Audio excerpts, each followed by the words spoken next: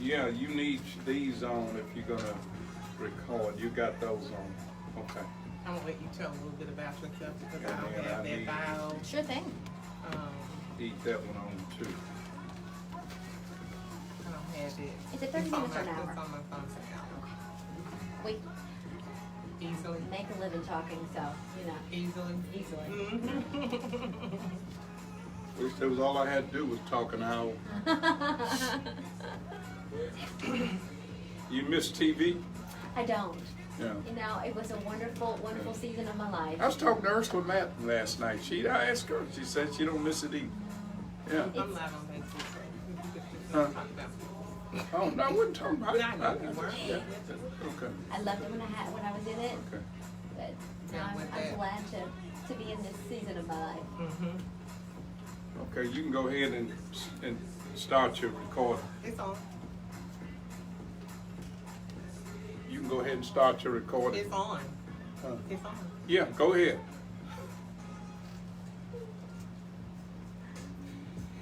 Tell them we're live, guys. It is 1 minute past the hour of 2 o'clock this Saturday afternoon. It's time for Doctor to Doctor in the chat room. Doctor to Doctor in the chat room is not necessarily the opinion of this station or its owners. And now, here's your host this afternoon for Doctor to Doctor, Dr. Rhonda Shaw.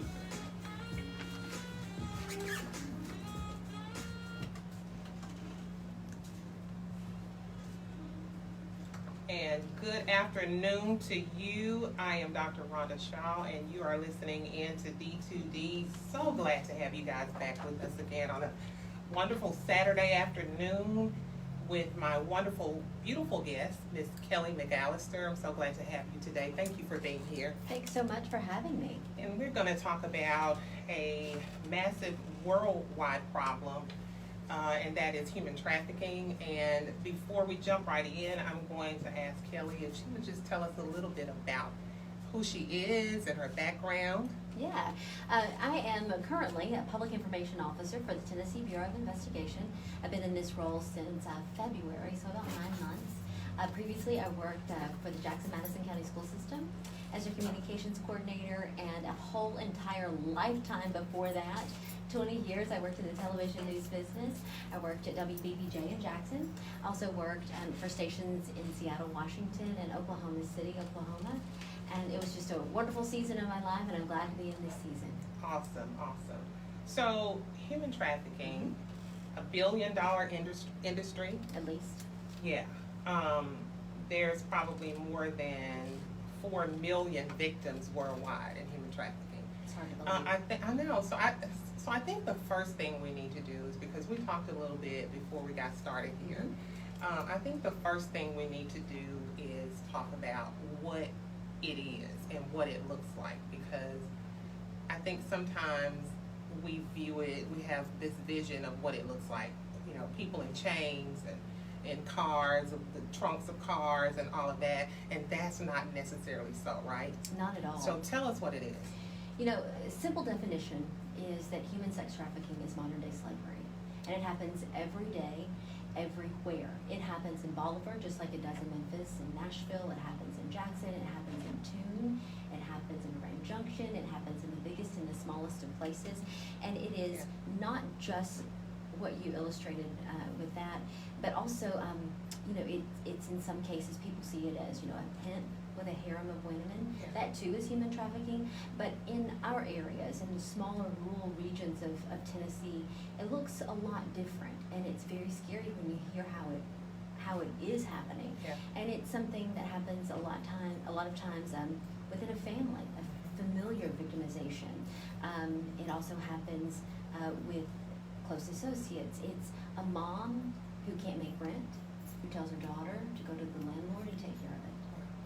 It is a mom or a dad, an aunt and uncle who needs drugs or wants money for drugs and trades a child or a young person, an adult, for sex. It is the the trading of sex for money by the use of force, fraud, or coercion. However, if it's a child, the force, fraud, and coercion isn't necessary. They're a child. You're trading sex for money. It's a crime. It's human trafficking. But that's what's happening every day, and it is eye-opening. Yeah, so I think when I'm looking at social media, we see a lot of video clips of people, being grabbed up and, put in vans, and I think that is the view, the overall view that we have, and we need people to understand that is not unique to those particular situations. Not at all, not at all. It happens wherever there is a demand, and that is the thing that we're not seeing it slow down, we're not seeing the demand decrease, and that's how you stop it. As law enforcement, yes, we can go and we can arrest people, and we're glad to do that, and we will do that. We'll do undercover stings, we will do covert and overt operations to catch people who are involved in sex trafficking. But it is happening everywhere, and as long as there is that demand, that's what we have to stop. We have to stop the demand for sex, especially for underage minors, and that is something that we have to attack. But yes, it happens wherever there is a demand and wherever there is potential victims. So this is eye-opening, and this is what one of our agents told me. If you go to a high school football game, you can guarantee that there is somebody there who is looking for a victim. Somebody who is looking because there is a whole lot of young people there, girls and boys, and they are looking for someone who is withdrawn, someone who is showing the signs that they need something. And so a lot of times these people will groom their victims over a period of time. They'll become their friend, they'll be the person who will listen to them when their parents or their older folks don't. They will give them things, they will groom them to be victims. They will be their boyfriend or their friend. And then all of a sudden they will turn that and say, because you love me, I need you to do this. And all of a sudden they're selling themselves for sex. So I was just about to ask, what has the impact of human and sex trafficking been on our youth? I don't think it can be counted or qualified. It's immense. And the truth is, as long as our young people, as long as there is that demand, our young people are in danger. So here's a question that I really believe people have more myths about than any piece of this whole human trafficking element.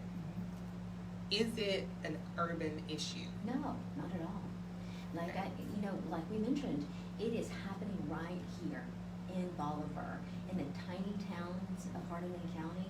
It is happening down the street. It's happening with kids that you see every day. You see them at school. You see them at the store. It is happening right under your nose in some instances. And if you don't realize that and don't open your eyes to the warning signs, then you're doing a disservice to the ones around us. Okay, so much of the data that I found regarding the issue of human trafficking in Tennessee dated back to 2013-ish. Are there more updated statistics? Is Tennessee improving or in terms of identifying and combating the issue of human trafficking? Well, just this week, something that we're very proud of, but we're using this as a reason to just keep up the work. Shared Hope International, which is a leading organization in combating human trafficking, they've rated states across the country, all 50 states. Tennessee ranked #1 in the country. I read that. We received an A, and that is for a response to the threat of human trafficking, and that is how our law enforcement are approaching human trafficking, how our legislation reads in fighting human trafficking, as well as survivor services. Yeah. So can you talk a little bit about some of the legislation in Tennessee that has been passed in this state? Well, we are very grateful to the work of our legislators, and they see this problem. It really came to the forefront in 2011, and that's when a lot of states were told, hey, listen, you're failing. As a country, we were failing. In Tennessee, I think we received a C or a D at that point, and we have been #1 in the country for the past 3 years. So our legislation is very tough, but we're looking at making it even tougher. We want to broaden some of the language to increase the penalties, to increase the crime, what qualifies as human trafficking.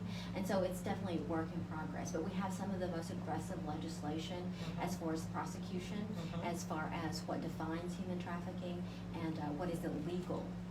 And so we are very grateful for our legislators who take this very, very seriously. Yeah. Awesome. So based on the fact that we have internet now, and people can hide behind cyberspace, how is this impacting the issue, and what types of things are being done to combat that? Well, the internet is just a marketplace for human trafficking. It's where a person can sit at home or sit in their office or sit in their car on their phone and basically search for sex. Yeah. And buy it. Set up an appointment or set up an exchange location. So the internet is a horrible, horrible avenue that this is happening. Yet the internet has wonderful things, wonderful attributes. It is Yes. also just a dark place that people can be anonymous to a certain extent and find victims. And we do a lot of covert operations through internet or that type of thing. And this year the TBI has 4 agents, human trafficking agents, who are dedicated to just fighting human trafficking. Of course, our other agents jump in as well, but their sole purpose is combating human trafficking in their regions. And so we have been down to just 2 agents for most of this year as we were filling positions. And just in this year so far, in 2019, we've had 74 arrests and undercover operations this year, and that's basically with just 2 of our agents. So it's eye-opening when you think about 74 people who were arrested with just 2 agents throughout the state of Tennessee so far this year. We do have a new human trafficking agent for the TBI who is on board now, and we look forward to her getting to work and putting some bad guys and girls behind bars.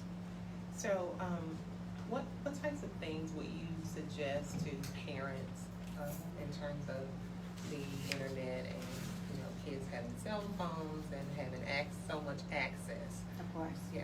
You have to be aware. And, I grew up in a different era where, there was no sense of privacy, My parents I never worried about them wanting to be my friend. They were always my parent. Now my parents are my friends. But so you have to be very alert and very aware. And you need to know their passwords. You need to be friends with them on their social profiles. You need to make sure that the apps that are on their phone are actually those apps and they're not hidden apps that are allowing them to chat with people that you're not aware of. You have to just be very plugged in. You have to be aware of warning signs. Because we have all these things where, you can do words with friends, you can play games with people that are not in the same room with you. They could be across town, and you never know. You never know. You just have to keep that open dialogue with your children and understand that if you think that it's not going to happen to you, then there's a chance it's going to happen to you. It's just the way it is. The thing about victims in the human trafficking realm, you like to think, well, these are maybe the folks that come from more depressed rural areas with lower socioeconomic or lower education, and that's just not the truth. Right. Statistics show money and education do not play a factor in who becomes a victim of human trafficking. Right. Okay, so we're going to talk more when we come back. We're going to go to break, and we will be right back on 94.7 FM.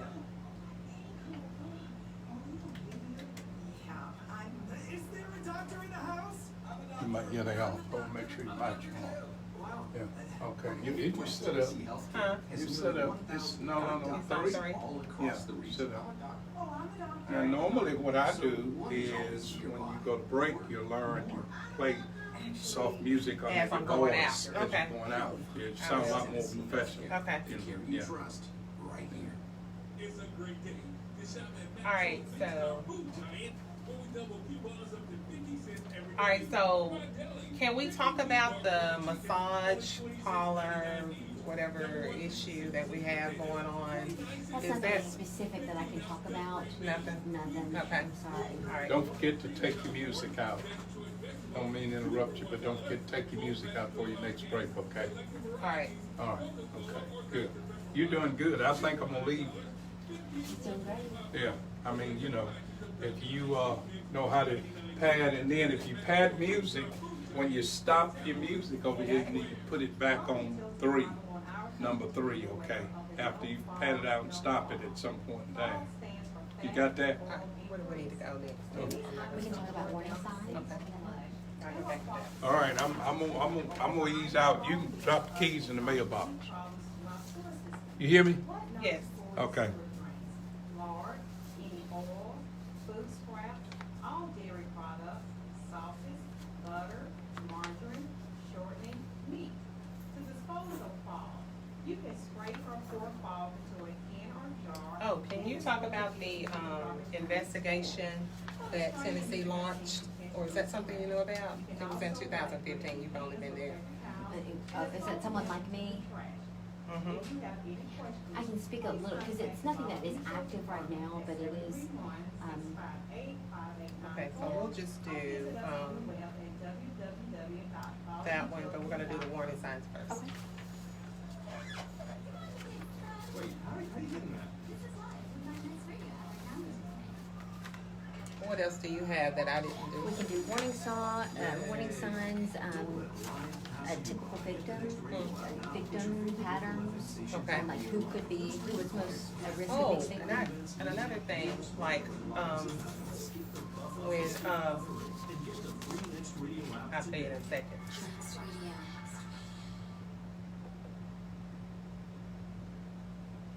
And we are back on 94.7 FM with Kelly McAllister, and we are talking about human trafficking today. Kelly, let's talk a little bit about warning signs of human trafficking.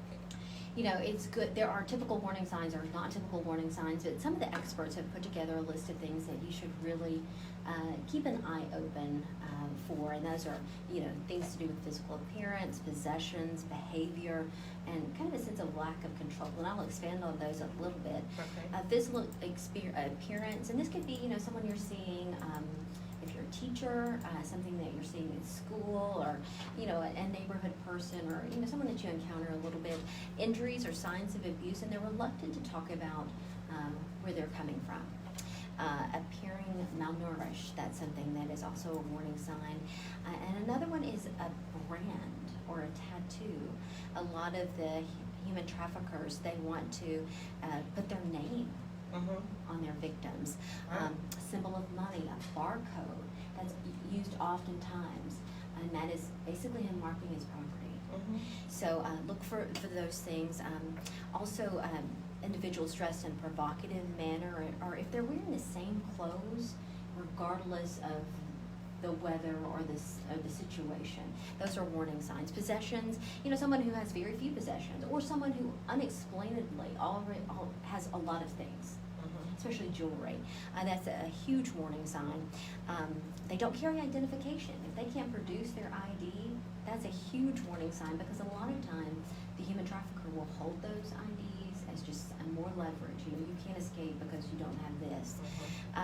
Also, if they have a whole lot of hotel keys or key cards, or use a prepaid cell phone. You know, a combination of these are big warning signs. Behavior, if they're afraid of authority figures, a lot of times the human trafficker will make his victims afraid of authority, so that they only come to him for anything, for food, So for drugs. how related or how aligned are the human trafficking or sex trafficking and prostitution? You know, prostitution kind of fuels human trafficking. You know, not every prostitute is a victim of human trafficking. There are some men and women who willingly go into that. But there are also people who are victimized into it, that they are victims of human trafficking and then turn to prostitution due to drug abuse or just what they know, unfortunately. So prostitution and human trafficking are not the same, but prostitution definitely fuels human trafficking.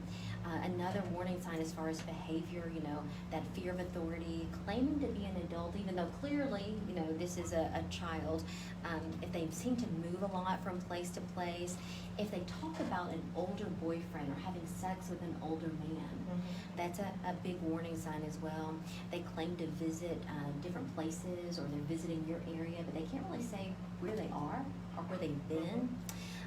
They're not enrolled in school, are consistently absent. That's big warning signs. Seem to be withdrawn, depressed, checked out.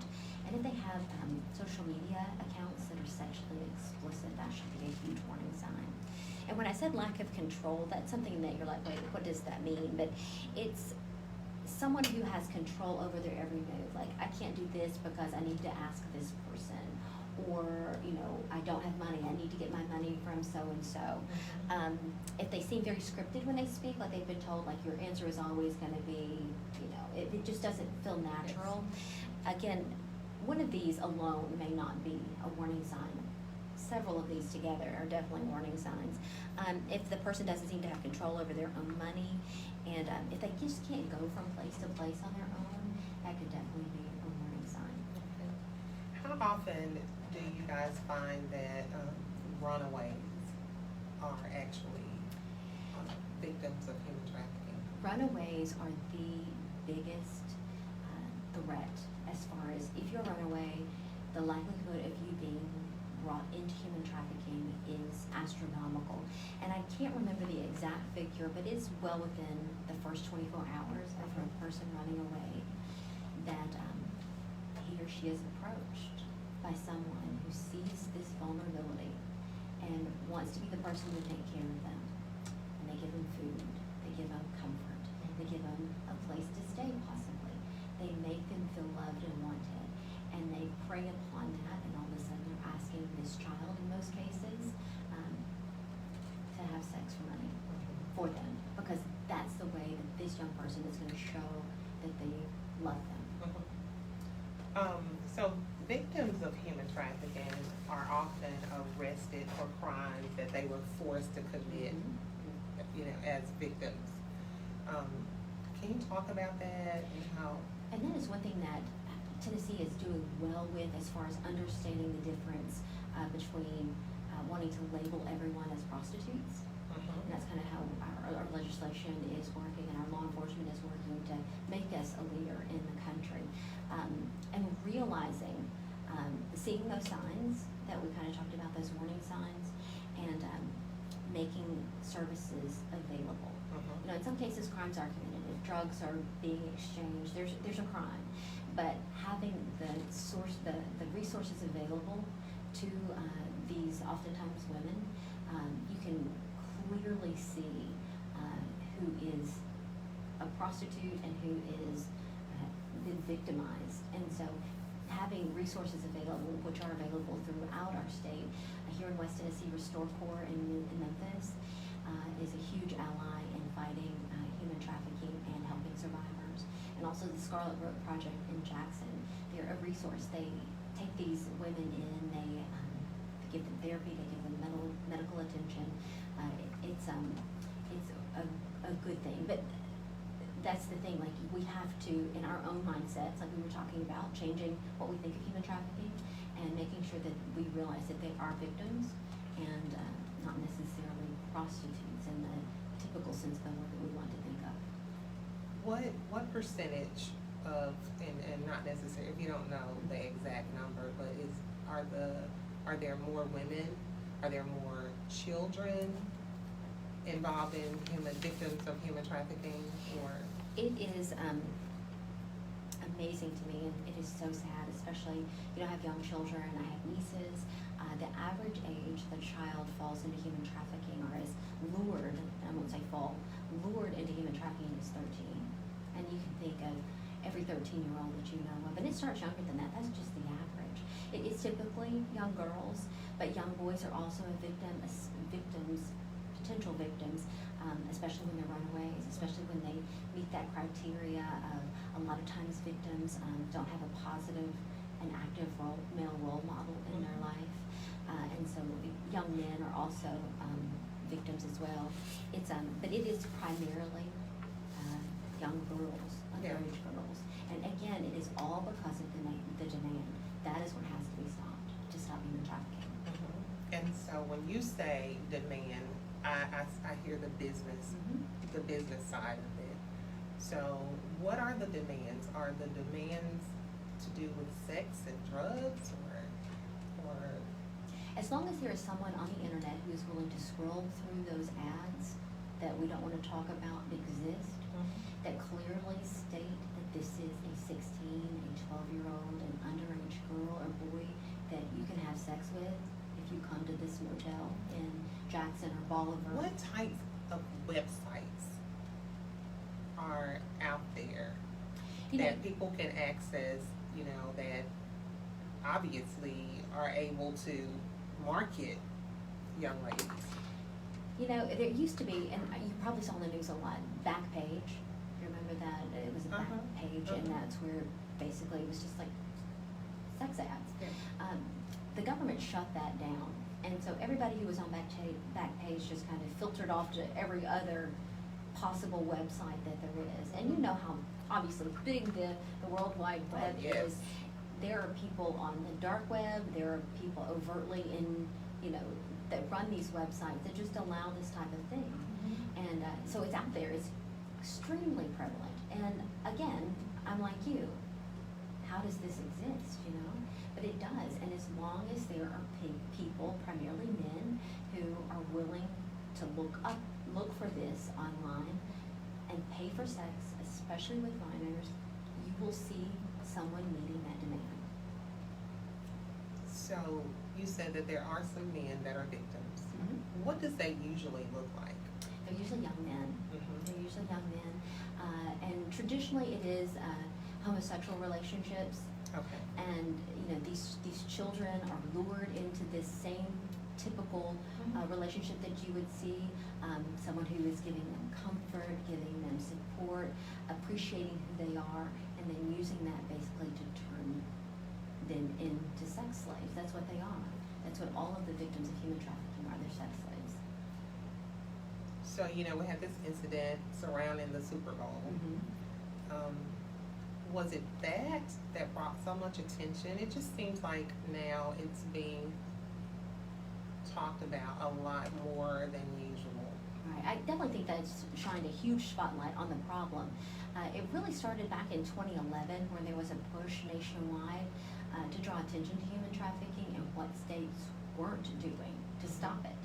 And that's when Tennessee really stepped up to the plate, along with many other states. But we've become a leader in this forefront. So it's been going on. It's been going on forever. Truthfully, it's been going on for as far back as you can ever imagine. Yes. But the sophistication, I guess, of some of the operations is very modern, and it is a business. It is a very nefarious business that is happening everywhere that you can imagine. So, I read a statistic that there are a certain percentage of girls that are in foster care that are really vulnerable to becoming victims of human trafficking.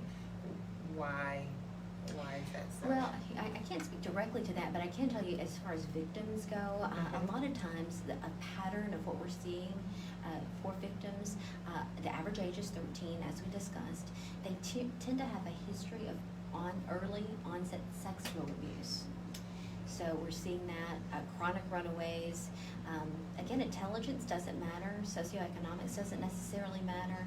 A lot of times they don't have that positive role model, or they have an absent father figure. They tend to have a history with DCS, as you're talking about as far as foster care, low self-esteem, and truthfully, they have drug-addicted mothers more often than not. Yeah.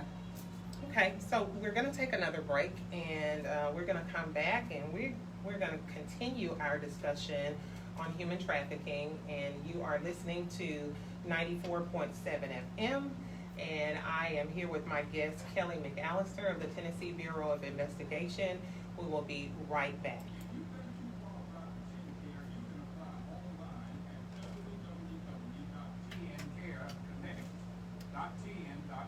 All right, so I was supposed to have a guest here today that is a part of, what is it called? I wanna talk about the afterlife of this. And he is a part of, you know the thing in Nashville, it's a place in Nashville, and they have an extension of that in Memphis now, where these ladies can go, in Nashville, like they have a restaurant, a place for, but I think, but they're not really, I'm thinking, enough places where people can have an extended stay or a, you see what I'm saying? Is that something you can kind of? I don't know a lot about those Okay. services. Well, you just tell me where you want to go. Okay, I do have a few more statistics as far Okay. as, the number. Mm-hmm. So they can talk about that, and as far as resources, there's a hotline, say anonymous, a text line, online resources that you can get information, or if you know someone that needs help or you need help, those are, you can touch on those.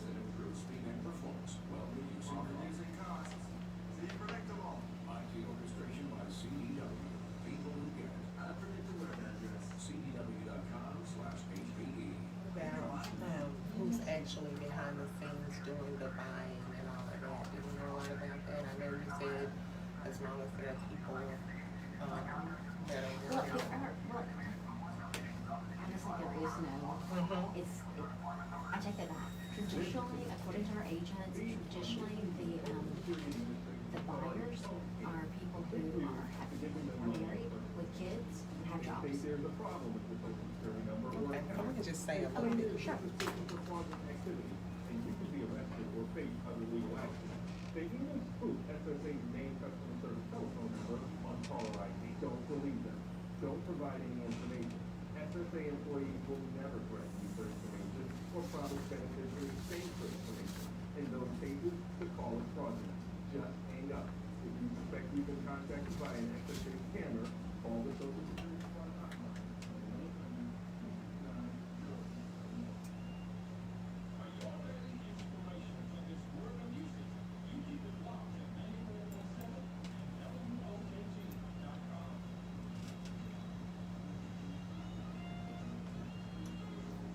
And we are back on 94.7 FM, Dr. and Doctor in the chat room.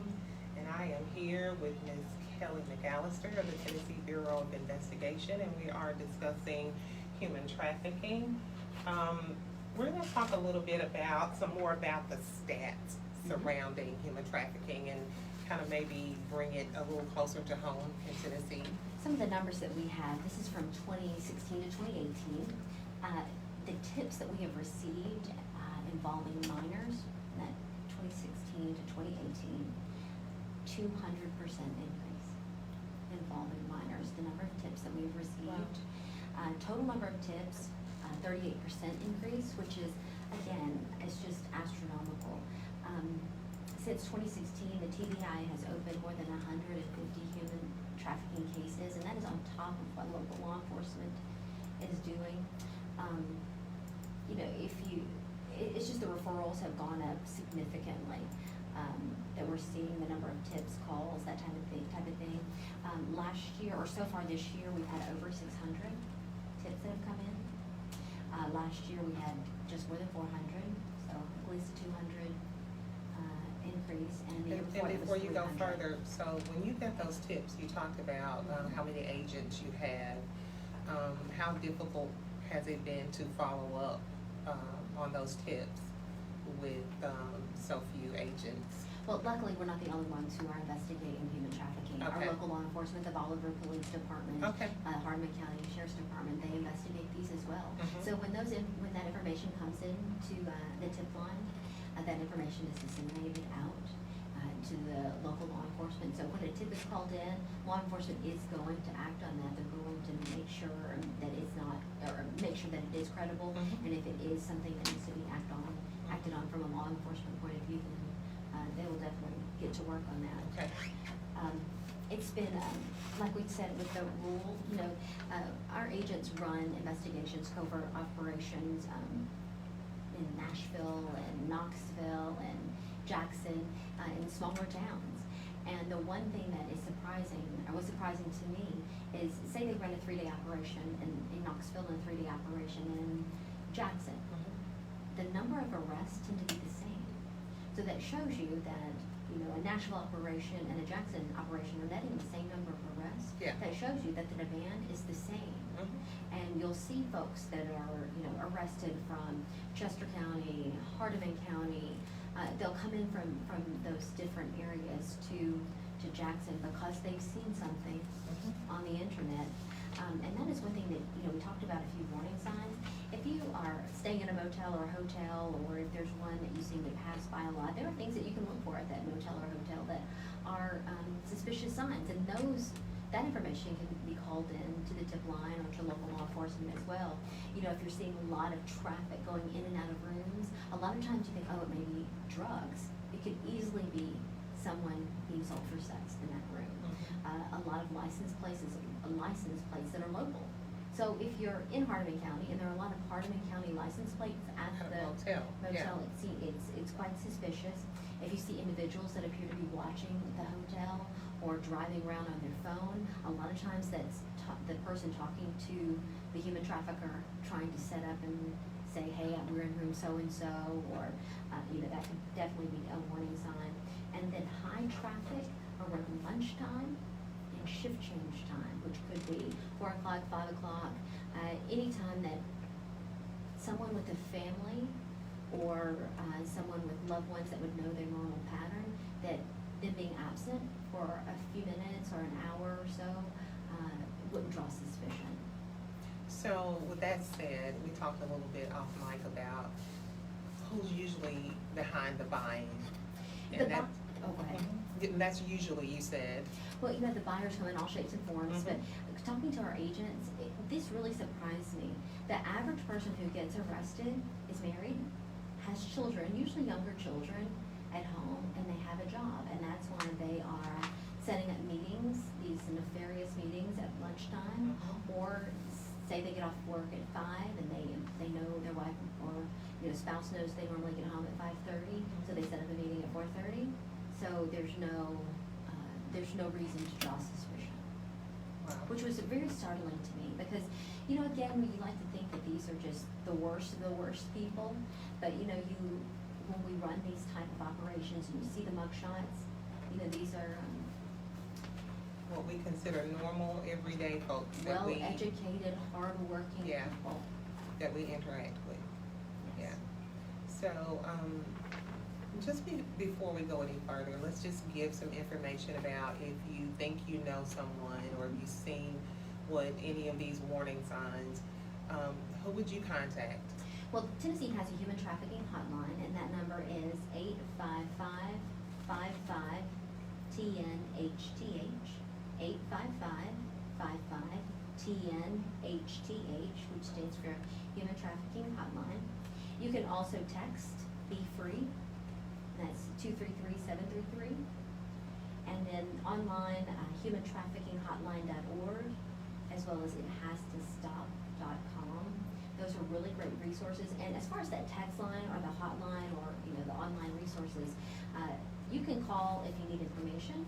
You can call if you are suspicious and you think there is a victim. You can call if you are a victim.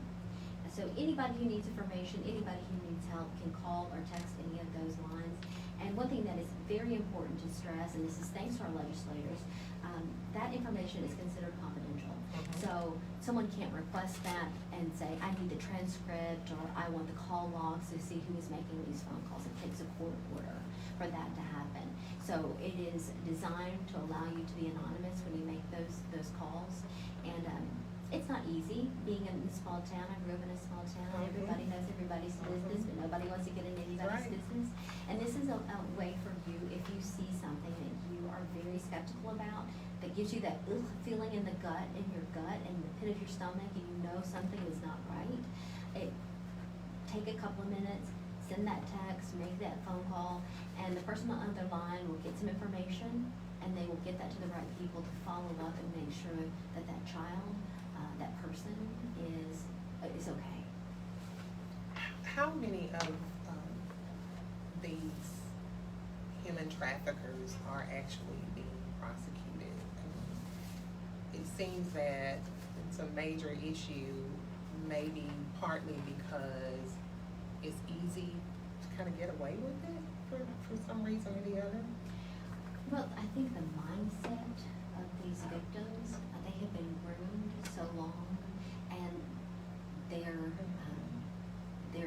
trafficker has made it seem like they're doing this because they love him, and he loves them, and he's protecting them, and he's allowing them to take care of him, kind of situation. So it is a terrible mind game, but whenever someone is caught, either buying or promoting the sale, they are prosecuted to the fullest.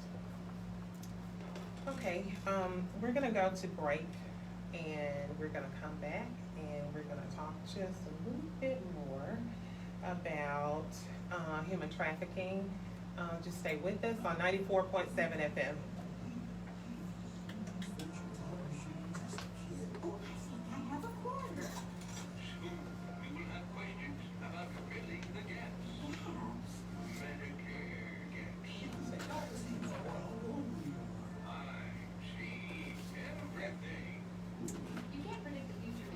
So I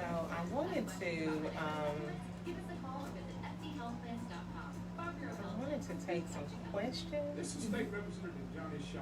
But In light of what's been happening across our nation, I would have to take them from stand with our men and women in blue. there, so We thank you for I your can't really service. see them that We well. ask you to help keep our communities safe. Johnny Shaw here inviting Well, I do have a little bit more information about kind of what's being done across the state, how it's a collaborative effort between the TBI, local law Okay, enforcement, I'll ask that DCS, question. We can do that on our way out. training. Both of them, okay. Faces that you'll see after the sale, like Karen Leathers at Baltimore. Does that training coincide with what you said at first? Yes, it does, and the people who are going to the training is everybody from law enforcement, faith-based groups, and that is, them being able to understand what human trafficking is, how to help, what resources. And then maybe you can go back over, give some more examples of what it looks like, and, let's just talk back through so people really understand, what it is. I'll listen to you and We see about are that. Word and Music. Listen for yours truly every Thursday night at 9 on WOJG 94.7 and WOJG.com. And we're back on 94.7 FM with Ms. Kelly McAllister, and we are discussing human trafficking. Again, if you think someone is a victim of human trafficking, if you've seen any of those warning signs that we've talked about today, you can call 855-55-TNHTH. That's 855-55-TN as in Tennessee, HTH as in Human Trafficking Hotline. Or you can text Be Free. There was another resource that you had given us, Kelly. What was Right, that? every day, the TBI is committed to training our local law enforcement and our community, and that goes with human trafficking as well. Let's see, since 2011, again, when this push really began, we have trained almost 25,000 people in various groups, from law enforcement and in services, civilians, faith-based groups, DCS workers, health departments, and it is doing exactly what you're doing today, and that is breaking down those myths of what people think human trafficking is, showing them exactly what it is and how they can be an active participant in stopping it in their community. And that is one thing that Tennessee is doing quite well. Law enforcement, DCS, and other NGOs, non-government organizations, law enforcement, all working hand in hand to fight this problem. What are some of the things that, strategies or things that Tennessee has in place? Drawing attention to the problem is the biggest thing that you can do, because again, like we've been talking about, what people think human trafficking is and what it really is an education curve. Like, we've got to make sure that people understand what it really is, that it's not a pimp running girls. It is that, but it's not just that. It is things that are happening in our communities as small as Bolivar. It is moms who are using their daughters to make sure that rent gets made. It is folks with drug addiction selling sex with their children so that they can get a high, or they can get cash for a high, or they can get a ride to the grocery store. I mean, what the human traffickers are doing is just eye-opening, startling, and heartbreaking all at the same time, and how especially young children are being victimized. Again, a typical victim is a victim of early onset sex abuse. So once that person has been abused, their likelihood of falling into becoming a victim of human trafficking just increases astronomically. And like I said, you know, it could be something as simple as going to a high school football game, and there being someone there who is going to make this a business or has made it a business, and he sees a young girl or a young boy that's withdrawn, and it starts as just a friendship, like, hey, how's it going, you know, and like striking up a conversation, and then offering to buy them a soda, and then offering to buy them a shirt, and then all of a sudden, this person loves me. It can also be, oftentimes what we see in the rural areas is intimate partner human trafficking. So a boyfriend will, you know, his girlfriend is the world to him. And all of a sudden, he starts telling her, listen, I need you to do this for me. I need to pay off some debts. I need you to, just one time, I need to just make a little bit of money. And then all of a sudden, that becomes the way that she shows him love, because that's what he wants.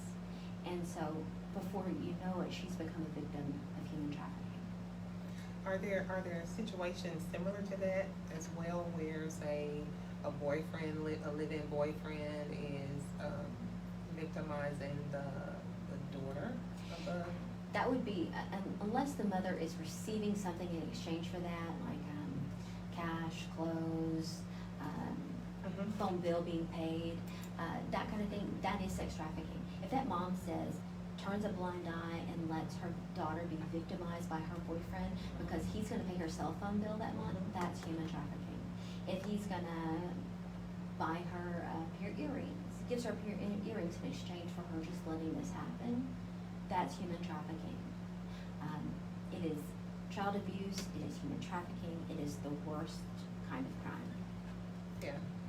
So how many arrests are being made in our state? Are there quite a few I don't have those arrests? statistics, but I do know just a couple of agents working various stings throughout just the state. So far this year, we've made 74 arrests through stings. And again, that's not all the arrests that are being made. There's many more because local law enforcement is working every single day to combat this as well. So you talked a little earlier about, say, in the rural areas and the motels, and you see people, a lot of traffic and all of that. Are you guys finding that some of these motels, the owners of the motels know what's happening, and are they involved in some way? You know, I can't speak specifically to that, but common sense would say, how could you not know? How could you not know, and how could you allow that to happen? And I ask that because I know in some of the more urban areas, I've read that we talked a little bit about the massage parlors and all of that kind of being involved in women. Yeah, and that you would probably see a lot of those same scenarios as far as potential warning signs of a business is the same as you would a motel. Yeah.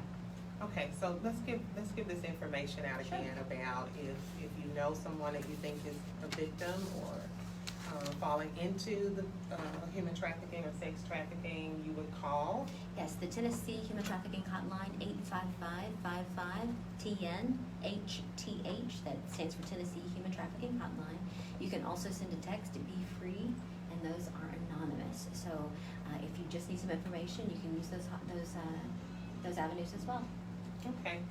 We're going to go to another break, and we will be right back on 94.7 FM.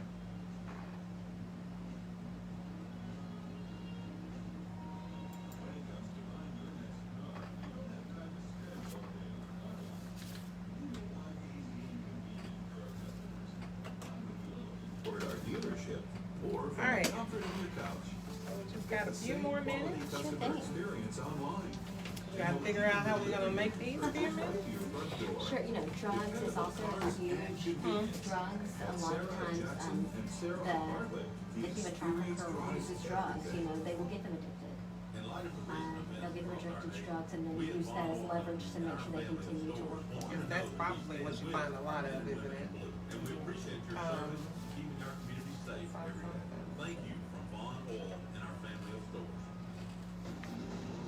One station covers more news in the Mid-South than anyone else.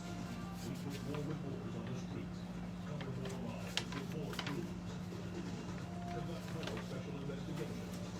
So could you speak to, I know we talked about, when I say life after that, could you at least speak to maybe what, some things that could be done to, Get Action News 5 weekdays on WOJG 94.7 you know, having FM. resources, places, It's a great day. The shopping buildings, episode's places Sure. in place? Could we just talk a little bit about that? every day.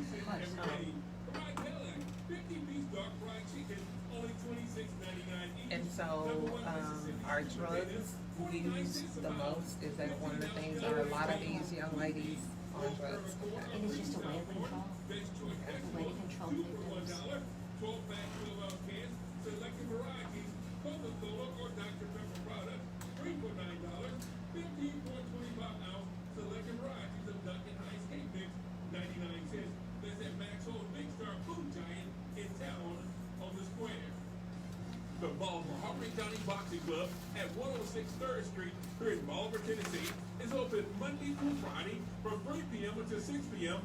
Monday, Tuesday, and Wednesday from 6 p.m. to 7 p.m. is our conditioning classes. We accept boys and girls from 8 to 80. For more information, call 402-1078. That's 402-1078 and ask for Mr. Obi Beard. We are Word and Music. Listen for Pastor Marvin Hall every Thursday evening at 7 on WOJG 94.7 and WOJG.com. And we are back on 94.7 FM, Dr. the Doctor. We are discussing human trafficking with Ms. Kelly McAllister from Tennessee Bureau of Investigation. Again, if you think you know someone that is a victim of human trafficking, please call 855-55-TNHTH. That's 855-55-TNHTH, or you can text Be Free. I wish that we had an opportunity for you guys to call in today, and maybe if we can get Kelly back on the show. Next time we will make it available for you guys to call in and ask some questions. In the meantime, you talked a little bit about how these people are groomed and how they get into human trafficking. Would you say drugs is probably the biggest way that maybe some of these victims are people that are on drugs, and they use that because drugs would be harder to pay for, and Right. they use this as a way to get drugs? Drugs are a huge factor in human trafficking, and it's just another way of control. Because if you need that high and you need your human trafficker for your drugs, I mean, you'll do whatever. Yeah. And so it's just another way of control, and that addiction is very real. And so you see that a lot of people who are already addicted to drugs, or something that the human trafficker does to get them addicted, again, just to have that other element of control. Yeah, I saw a documentary of a young lady talking about how she became addicted to drugs during the process of the human trafficking thing, because she was groomed in another way. However, the human trafficker would give her the drugs just so she could get through all of the acts that he expected her to do Right. in the situation. Yeah. It's just astounding, but that is just another element of control and manipulation that you see in these criminal networks. Yeah. So yeah, guys, we want everybody to be careful, and yes, especially at this time of the year, people are out shopping, and there are so many different crimes being committed, and yes, sure, somebody could drive up with a white van and push you in, but that's not the only form of human and sex trafficking.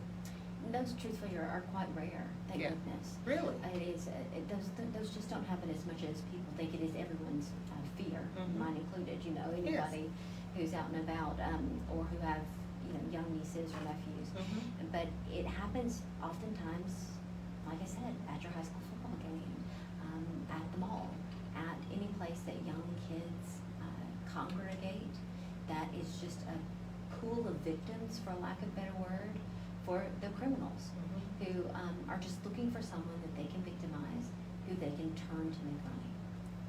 I know. So, let's talk a little bit about the afterlife Mhm. of human trafficking. I know that there are places available for the victims of human trafficking. I've actually visited a place in Nashville, and the name of the place escapes me. But these women have, you know, been given opportunities to work, a place to stay, but most of the time it's short term, I'm thinking. So let's talk a little bit about that. You know, as far as the human trafficking network, Restore Corps is the place for victims in West Tennessee. In the Jackson area, there's also the Scarlet Road Project. And these places are, they work magic. Mhm. They turn victims into survivors. And you think about what these women, in most cases, have been through, the amount of medical attention, the amount of therapy that they need. They have PTSD, they have every type of need when it comes to their social, emotional, psychological well-being. And so these places are just wonderful resources of making sure that these women have everything that they need to try to get back to being self-sufficient, well human beings. But it really does, it takes an immense amount of therapy, an immense amount of medical attention, and just, you know, the kind of therapy that they need is just beyond our realm of comprehension for most of us. And just the damage that is placed upon them that you hope that they can recover from. Yeah, and have some type of normalcy in their lives. So, as we leave this show, I want you to do a little bit of a recap for us, and start back, you know, at the beginning of just what to expect, what it looks like, those warning signs, and the resources that we have available. Sure. You know, human trafficking, simple terms, it is modern day slavery. It is someone who is being used for sex. Another person is getting the money, and they are being forced to do this through force, fraud, or coercion. Of course, if it's a child, it is just the exchange of sex for money. That is human trafficking.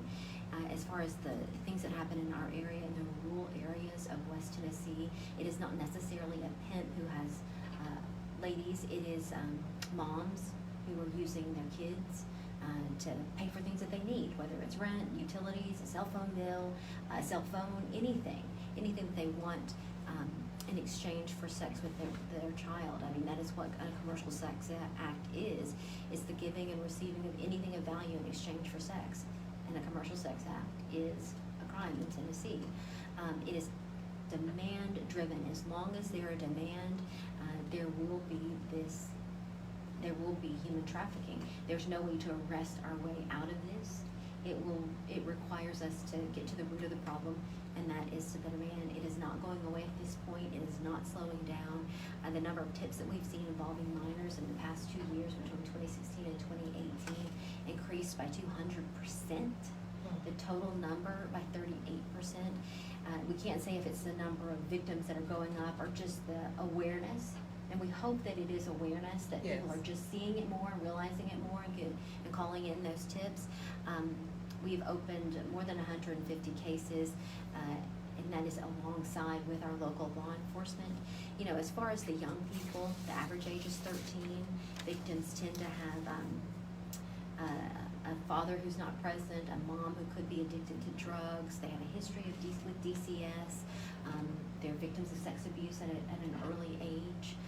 They tend to be runaways. They are not going to school on a regular basis. But it also, victims can also be from well-earning parents who are well-educated, and they're just not paying attention to those warning signs. And warning signs can be anything from physical appearance, that things just aren't looking right. They have unexplained tattoos or abuse.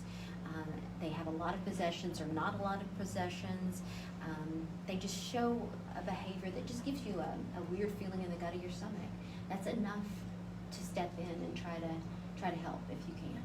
Give us that contact information one more time before we Sure. leave. The Tennessee Human Trafficking Hotline,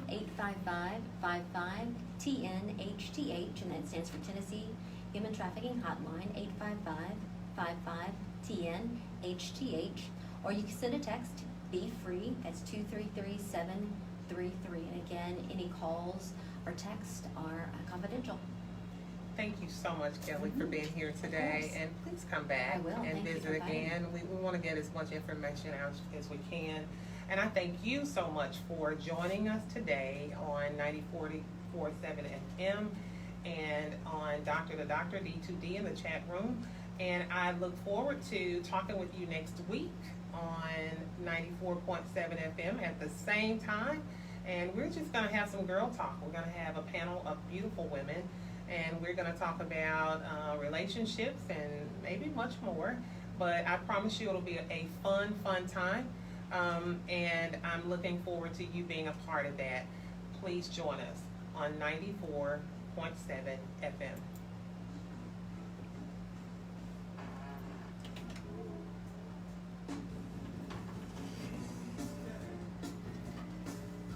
That board was stressful. You'd never know. You did a great job. I ain't never doing Thank that. you.